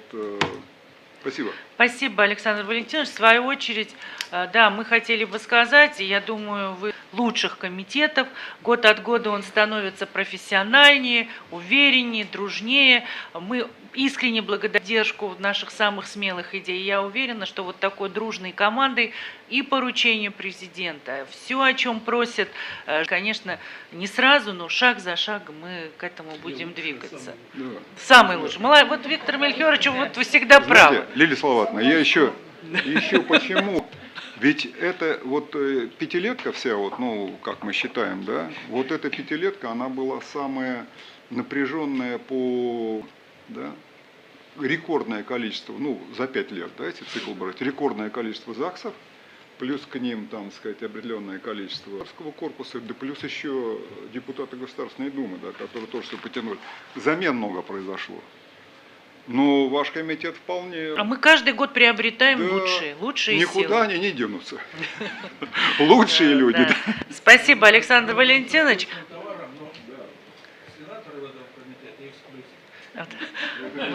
И вот Владимир Ильич молодец. То есть Айрат Нерасихович прав в очередной раз, когда огромные мы.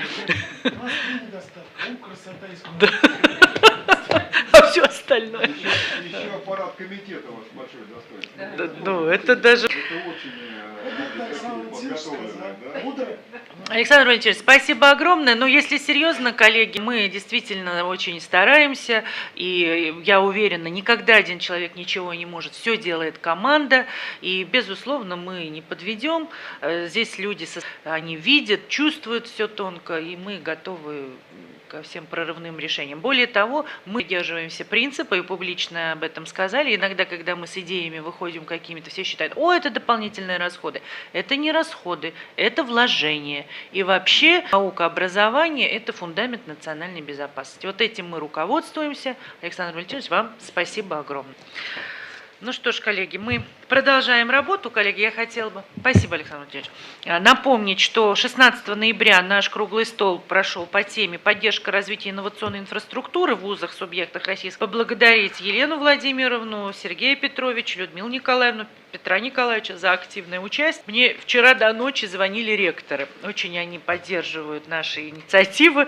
Более того, говорят, что хорошо, что вы осмелились за эту тему взяться. Я думаю, коллеги, мы продолжим это направление. Есть понимание с Минобрнауки, и главное, есть понимание с Минэком. Ну, уверена, в хорошем смысле добьем эту тему. И вот посмотрите, коллеги, все-таки сегодня, да, насколько позиция Министерства экономического развития государственная и человеческая. Вот по первому вопросу то же самое мы ощутили по вузам. И самое главное, вот сейчас в работе по интеллектуальной собственности, это, ну вот просто таки здесь и я вижу и министра влияния, и заместителей, с которыми мы контактируем. Это очень важно. Коллеги, очень важное объявление для себя. Вы помните, что в прошлый раз мы отложили выездное заседание в Курчатовске. Принято решение 29 ноября, дай бог, что все у нас сложится, выездное заседание комитета под председательством Валентины Ивановны в исследовательском центре Курчатовский институт. Стратегия развития природоподобных технологий в Российской Федерации. На сегодня все сенаторы, коллеги, спасибо, подтвердили участие. Напомню, 5 ноября в 12 часов. Я искренне хочу, чтобы состоялось, потому что мы, готовя выездное заседание, с коллегами там побывали. Ну, такое место вот намоленное, да, где рождалась мощь Я думаю, будет на что посмотреть, послушать самого Михаила Валентиновича, огромное удовольствие. И попрошу, Марину Всеволодовну, мы примерно, открытая часть закрытая, обсудить с коллегами-сенаторами вопросы. И если на душу вам, коллеги, ложатся, большая просьба, тема сложная, мы же там не можем уйти в полную импровизацию. Если вы душой принимаете, не то, что я диктую, Вася, ты этот вопрос, Маша, ты, но мы, коллеги, к вам подойдут, проговорят. Если вы так чувствуете, просите участие в дискуссии такой. Да, спасибо. Да. Вам надо тестирование проходить? В общем, про тестирование и все остальное скажут вам ваши помощники. Ладно, мы же тут великие вопросы решаем. Чего уж тут? Тем более Александр Валентинович сказал, мы сейчас поверили в собственные силы.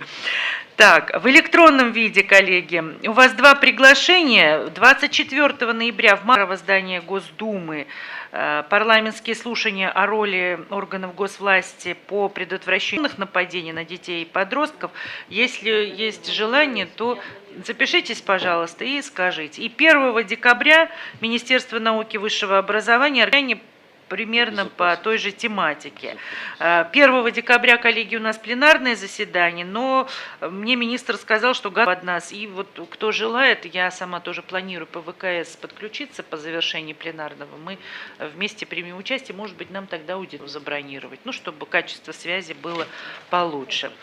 Коллеги, основные вопросы повестки дня исчерпаны. У кого есть объявление? Так, ну, Сергей Петрович, вы как, уступите Наталье Владимировне? Спасибо, Сергей Или же, Петрович. Наталья Владимировна, вы будете руководствоваться лозунгом «Берегите мужчин»? Задание мне уже дала, одно задание. Не скромничайте, говорите. Да, подожду. Пожалуйста. Мне? Нет, я не вопросы. Я хотел вас проинформировать. Уважаемые коллеги, год назад, в августе 2020 года, была утверждена стратегия государственной политики Федерации указом президента в отношении российского казачества на 2021-2030